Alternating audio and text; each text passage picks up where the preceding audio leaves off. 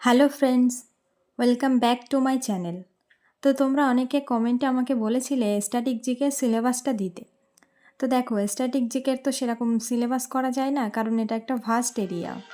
তো বেশিরভাগ পরীক্ষাতে যেসব টপিক থেকে কোশ্চেন আসতে দেখা যায়, সেগুলোর একটা ছোট্ট সিলেবাস তৈরি করেছি, সেটা তোমাদের সাথে শেয়ার করছি।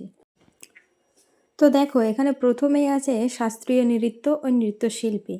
এখান থেকে খুব বেশি কোশ্চেন আসতে দেখা যায়। এরপর আছে লোকনৃত্য। এরপর বিভিন্ন উৎসব, বিভিন্ন রাজ্যে যেসব উৎসব হয়, বিভিন্ন বাদ্যযন্ত্র ও বাদক। এরপর আছে বিভিন্ন মন্দির। বিভিন্ন রাজ্যে, বিশেষ করে দক্ষিণ ভারতের দিকে বিভিন্ন রকম মন্দির আছে। তো এই প্রথমের এই 5টি টপিক থেকে এসএসসি বা সেন্ট্রালের পরীক্ষাগুলোতে সবথেকে বেশি কোশ্চেন আসতে দেখা যায়। তো এগুলো সেজন্য খুবই ইম্পর্টেন্ট। তো নেক্সট টপিক হচ্ছে বিভিন্ন ঐতিহাসিক স্থান ও তার প্রতিষ্ঠাতা। তারপর ভারতের বিভিন্ন উপজাতি ও তাদের অবস্থান। 8 নম্বরে আছে বই ও লেখক। এখান থেকে প্রচুর প্রশ্ন আসতে দেখা যায়। এরপর বিভিন্ন ব্যক্তিদের বই ও আত্মজীবনী, বিশিষ্ট ব্যক্তিদের সমাধিস্থল, দেশ, রাজধানী ও মুদ্রা। এখান থেকেও খুব বেশি প্রশ্ন আসতে দেখা যায়। এরপরে আছে বিভিন্ন পুরস্কার ও সম্মান, আবিষ্কার, আবিষ্কারক,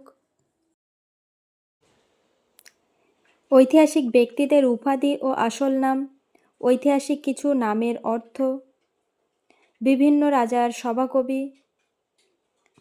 এরপর পৃথিবীর উচ্চতম, দীর্ঘতম, বৃহত্তম, এর সাথে ভারতের উচ্চতম, দীর্ঘতম, বৃহত্তম, এখান থেকেও খুব কোশ্চেন আসে।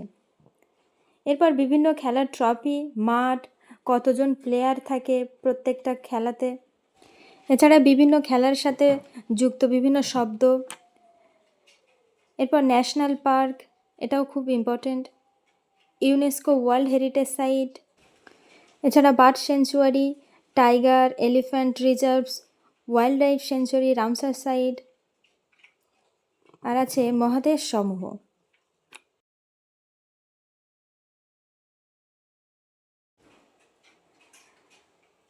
এরপর আছে ভারতের প্রথম পুরুষ ও মহিলা, এর সাথে সাথে পৃথিবীর প্রথম পুরুষ ও মহিলা।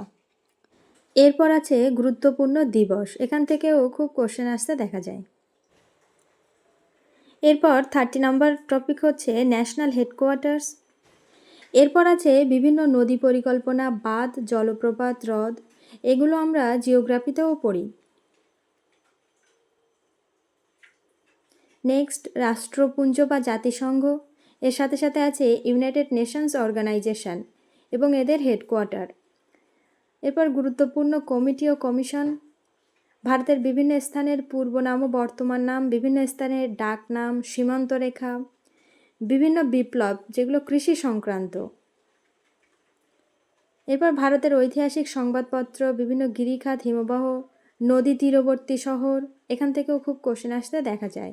এর সাথে সাথে নদীর উৎস, পতনস্থল, বিভিন্ন তৃণভূমি যেমন প্রেইরি, পম্পাস, এগুলোও খুব ইম্পর্টেন্ট। এরপর আছে ভারতের প্রতিবেশী দেশ। আর যারা স্টেটের এক্সামের জন্য প্রস্তুতি নিচ্ছে তাদের জন্য ওয়েস্ট বেঙ্গলের প্রতিবেশী রাজ্য। এরপর বিভিন্ন রাজ্যের ভাষা, national highway, railway zone, air force, বিভিন্ন রিসার্চ সেন্টার, জিআই ট্যাগ এবং জনগণনা। এরপর আছে মিলিটারি এক্সারসাইজ আর পাওয়ার প্রজেক্ট ইন ইন্ডিয়া। তো এই টপিকগুলো থেকেই বেশিরভাগ পরীক্ষায় কোশ্চেন আসতে দেখা যায়। এর বাইরেও অনেক টপিক আছে যেগুলো তোমরা নিজেদের মতো পড়তে পারো। ভিডিওটি কেমন লাগলো কমেন্টে অবশ্যই জানাবে। আর আমার প্রত্যেকটা ভিডিওতে এত এত ভালোবাসা দেওয়ার জন্য তোমাদের অসংখ্য ধন্যবাদ। তো দেখা হবে অন্য একটা ভিডিওতে।